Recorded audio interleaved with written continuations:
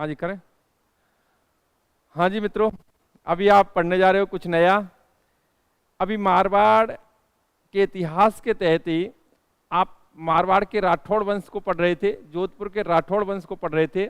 इसी क्रम में मैंने विगत क्लास में बताया भी होगा, जब प्रारंभिक दौर में जब राठौड़ वंश पढ़ाना प्रारंभ किया होगा, कि राठौड़ वंश ने मुख्यतः जोधपुर पर शासन किया, बीकानेर पर शासन किया और एक किशनगढ़ रियासत पर शासन किया।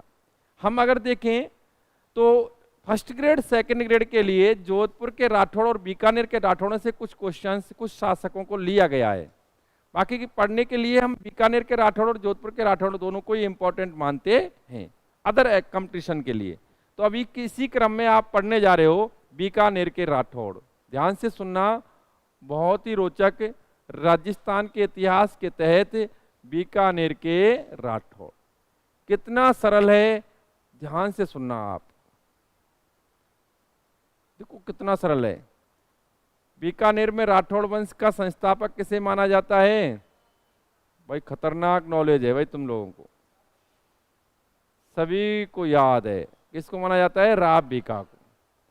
ये तो आपको पता ही होगा, मैंने विगत समय में भी एक सारणी बनाई थी, एक डाटा बनाया था, राव जोधा। ठीक भाई, और राव जोधा जिसने जोधपुर नगर बसाया, जोधपुर के राठौड़ों में एक महत्वपूर्ण स्थान रखता है राव जोधा। ये वही शासक है जिसने आवल बावल की संधि की थी और मेहरानगढ़ दुर्ग का निर्माण करवाया था। राव जोधा के पुत्रों का उल्लेख करते हुए मैंने एक नाम बताया था सबसे पहले, इसके बाद शासक बना था राव सातल। एक शासक, एक इसके पुत्र का उल्लेख किया था, नाम दिया था दूधा, राव दूधा, और एक था राव बीका। ठीक भाई, जैसा कि आपकी हिंदी ग्रंथ अकादमी की किताब में लिखा हुआ है कि राव जोधा के 5वें पुत्र राव बीकानेर, राव बीकानेर, बीकानेर रियासत की स्थापना की।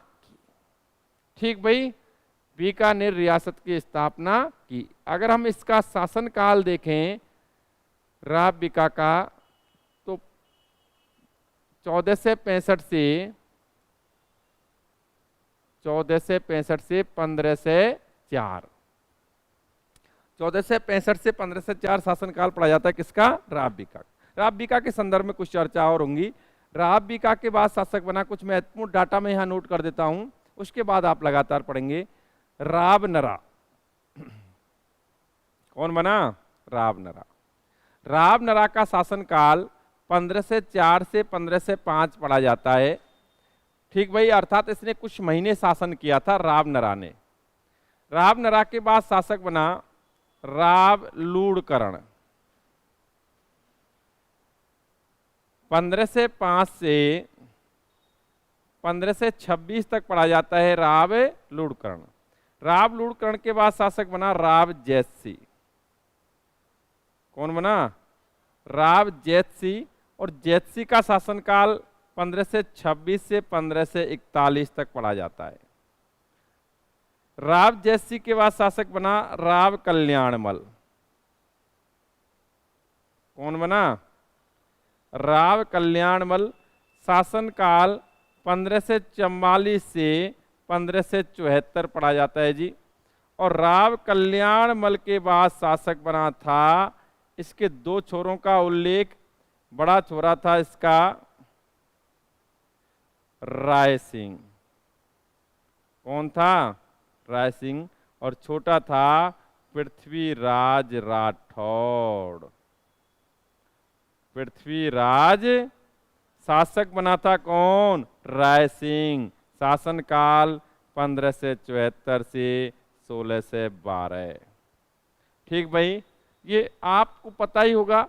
फर्स्ट ग्रेड सेकंड ग्रेड के यदि हम बात करें तो उसके लिए तो Rai Singh of Bikaner specially syllabus में दे रखा है, उसके लिए तो दे ही रखा है, तो कोई दिक्कत ही नहीं है जी। राय सिंह तो इंपॉर्टेंट है ही। बाकी की देखो, ये जो ऊपर का मैटर है अदर कंपटीशंस के लिए बड़ा सरल डाटा है, इसका बहुत ही आसानी से याद हो जाता है। मेरा मानना है कि आराम से आप 15-20 मिनट अगर कंटिन्यूस अगर इस पर वर्क कर लेंगे तो ये आसानी से डाटा याद हो जाएगा। ठीक, पहली बात तो यहाँ महत्वपूर्ण रूप से राय सिंह तक हम बात करते हैं, उसके बाद कुछ अदर शासक, और वह शासक जो कि सूरज सिंह के नाम से जाना गया और आगे चल करके अंग्रेजों से संधि करेगा, उसका भी उल्लेख करेंगे। लेकिन पहले ये डाटा बीका, बीका के बाद नरा, नरा के बाद लुड़करण, लुड़करण के बाद कौन, जैसी, जैसी के बाद कल्याणमल, कल्याणमल के बाद राय सिंह। यहां तक कोई प्रॉब्लम नहीं है ना। अब इनसे रिलेटेड कुछ सामान्य सा डाटा, भाई बीका से रिलेटेड क्वेश्चंस, राव नरा से, नरा के संदर्भ में तो कोई क्वेश्चंस पढ़ने को मिलते ही नहीं है, बाकी की ये ध्यान रखें लूटकर्ण, जैसी और कल्याणमल, राय सिंह के बारे में बहुत कुछ मटेरियल पढ़ने को मिलेगा।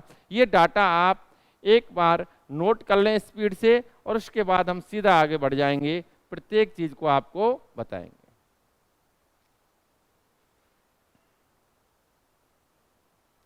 नोट कर लें।